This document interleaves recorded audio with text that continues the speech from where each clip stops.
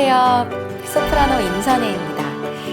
음악가로서의 저의 삶은 아마 그 반이 여행이라고 해도 과언이 아닐 것 같아요. 남들은 막 공항에만 가도 아니면 공항이란 이름만 들어도 굉장히 설렌다고 하는데 저에게 공항은 이제 시작이구나. 이제 공연이 곧 임박했구나. 이런 현실감을 느끼게 하는 그런 단어예요. 음악에 관련한 아무것도 싫지 않고 제 스스로 결정해서 혼자 떠났던 적이 있습니다. 그리고 어쩌면 그 여행들이 저를 지금까지 늘 이 길에서 새롭게 그리고 기쁜 마음으로 머물 수 있게 만들어줬는지 모르겠어요. 데뷔하자마자 다른 성악가들과는 달리 오페라 극장 중심의 레퍼토리가 아닌 훨씬 옛날 음악, 더 옛날 음악. 그러니까 오페라가 기원이 되고 시작이 된 그쯤의 음악을 많이 하게 됐어요. 그래서 그런지 처음부터 제가 사는 독일뿐 아니라 프랑스, 이탈리아, 영국, 벨기에 등 되게 이름이 났다 하는 고음악 단체들이 있는 곳으로 여행하면서 또 그들과 같이 여행하면서 여행이 많은 삶을 살게 되었어요. 고음악 음악가들은 그 예전에는 유명했지만 이제는 잊혀져 버리고만 그런 작품을 다시 발굴해서 고증하고 세상에 다시 발표하고 음반으로 내놓고 이런 작업을 굉장히 열심히 했는데요. 이렇게 남들이 모르는 레퍼토리를 한다는 거는 그만큼 좀 공부에 시간이 많이 들이는 작업이었어요. 이거는 음반이 없을 뿐 아니라 그 가사도 어디서 대본집도 구하기가 어려워서 그 대본집을 구하고 악보를 받으면 그 악보를 해석하는 데에만도 시간이 굉장히 엄청나게 들이기도 했어요. 힘들기는 해도 재밌었어요. 공부가 끊이지 않았지만 어떤 면에서는 나는 참 이런 지적인 일을 하는 것 같아. 이런 지적인 일을 하는 것이 내 직업이구나. 그래서 내 직업이 참 멋지다고 생각이 됐었어요. 그런데 어느 해에는 새로 배울 작품이 10편이 되는 거예요. 작품을 올리기가 무섭게 다른 작품을 계속 공부하고 밤에 공부하고 또 올리고 공부하고 이런 것이 반복이 됐었죠. 이런 생활을 한 2년쯤 했을 때였던 것 같아요. 한 번은 독창회를 코앞에 두고 있는데 이렇게 이 정도 했으면 가사가 외워질 법도 한데 가사가 절대 안 외워지는 거예요.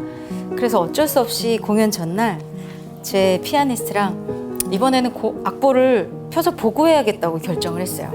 그래서 악보를 보고하는 거를 또 리허설을 하는데 눈이 따라가는 대로 글자가 읽혀지지 않는 걸 경험하고 제가 너무너무 놀라고 당황하고 어이가 없어서 그 자리에서 주저앉아서 막 울었던 기억이 나요. 공연 전날.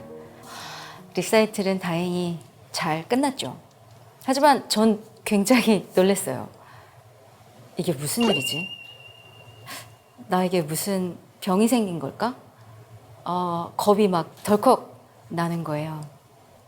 병원에 갔더니 번아웃이라고 하더라고요. 그리고 또 한의원에 갔더니 무기력증이 찾아왔다고 했어요. 양쪽에서 다 처방으로 내리는 말은 공연을 절대적으로 줄이고 많이 쉬어야 된다는 거였죠.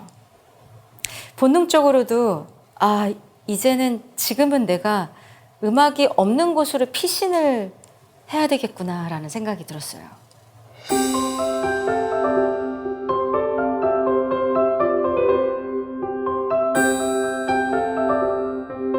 그 무렵에 마침 고 이태석 신부님께서 쓰신 톤즈 이야기를 읽고 굉장히 마음이 동한 적이 있었거든요. 때마침 지인 신부님 한 분이 남수단의 선교사로 파견돼서 나가셨다는 소식을 듣고 거길 한번 가볼까? 라는 생각을 했어요. 그리고 연락드렸죠.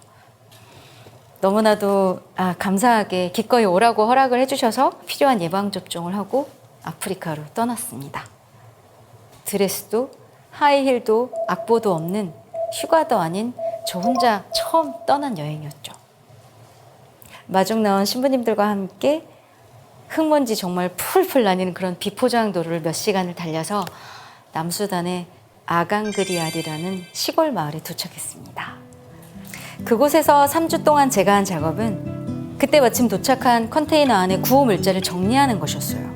저는 짧은 기간에 봉사를 하러 왔으니까 이 시간에 막 땡볕에도 열심히 일해야지 하고 한낮에 높은 기온이 막 42도까지 올라갈 때도 열심히 일을 하다가 너무너무나 금방 지쳐버리는 수가 많았거든요. 근데 그때 아프리카 친구들은 어떻게 하고 있나 보니까 정말 한낮에 내리쬐는 그 땡볕 아래서는 있지 않고 아무것도 하지 않고 그늘에 기대서 쉬고 있는 거예요. 저한테는 굉장히 큰 깨달음이었어요. 우리는 시간 안에 많은 것을 해내야 된다고 늘 생각했는데 그런 땡볕 아래서 그 쉬는 시간을 가질 줄 아는 아프리카 친구들에게 배운 점이었어요.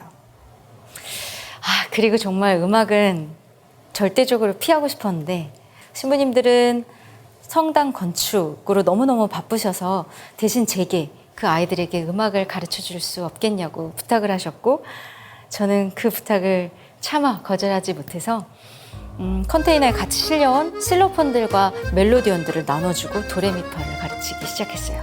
너무너무 리듬감이 좋은 친구들인데 멜로디를 연주할 수 있는 악기는 처음 본 거예요. 그래서 아이들이 너무너무 신기해해서 처음에는 한 번씩만 음악 교실을 열었다가 아이들이 집에 가지 않아서 하루에 2번 음악 교실을 열곤 했습니다. 어느 날 밤에는 신부님들이 아이들에게 영화 사운드 오브 뮤직을 보여주셨어요.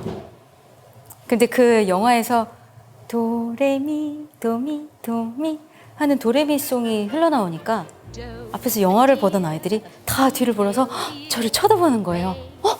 우리도 저거 알아? 이런 눈빛을 보내면서요. 그리고 영화가 다 끝난 후에 아이들이 저에게 와서 Agnes, thank you for staying with us 이런 말을 하는 거예요. 우리와 여기 함께 머물러줘서 고마워. 그 순간 저는 저에게 생겼던 번아웃이 곧 사라지겠구나 라는 느낌을 강하게 받았어요.